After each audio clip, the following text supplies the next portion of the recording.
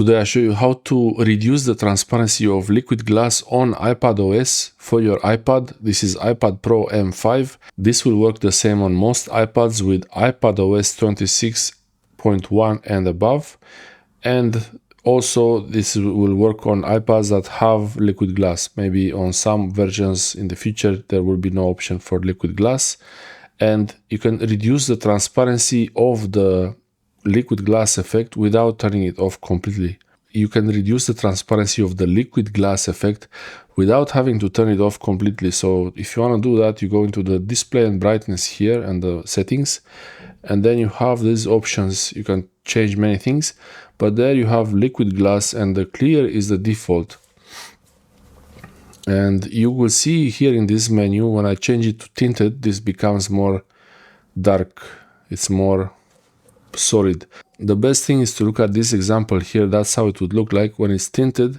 The menus become, and these kind of options, they will be more solid. And tinted is clear and tinted are really good names for glass, the glass effect, because you could have tinted glass that is not so transparent. So if you change it to tinted, you will have, with clear it's more transparent, and tinted increases opacity and adds more contrast. I want to show you, for example, I want to show you in the files option, I want to show you in the files app. This is where I saw it the most. In the files app here, I got this, you see this kind of effect. It's not so easy to tell because it's not so easy to understand this effect when it changes.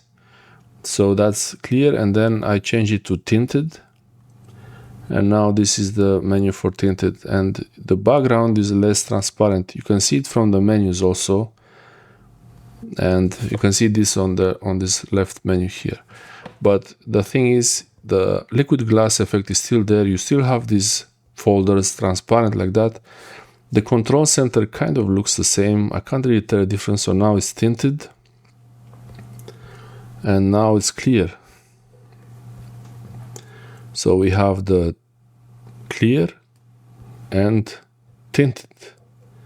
Maybe when it's tinted, you see this rotation button. It doesn't show much from the background. Yeah, it's hard to tell. I prefer to have it set to clear, but you can set it to tinted if you want to see things better. The idea is to have, for example, I say to tinted, and I can see a background that is more solid, not so transparent like you have here on the camera, for example.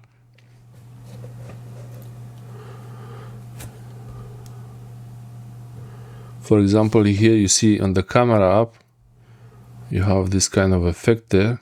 Let's try clear. Let's try clear. It looks the same to me. But yeah, some things they will have.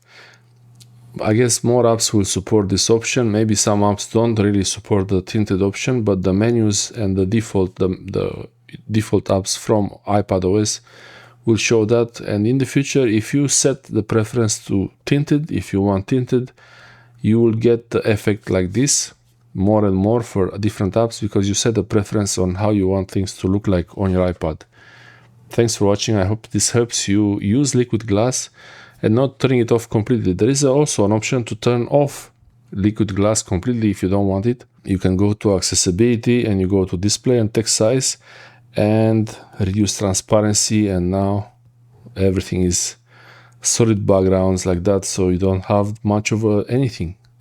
You don't have that effect. I prefer to have the liquid glass. I like to use the liquid glass effect. So I prefer it like this. Thanks for watching. I hope this helps you.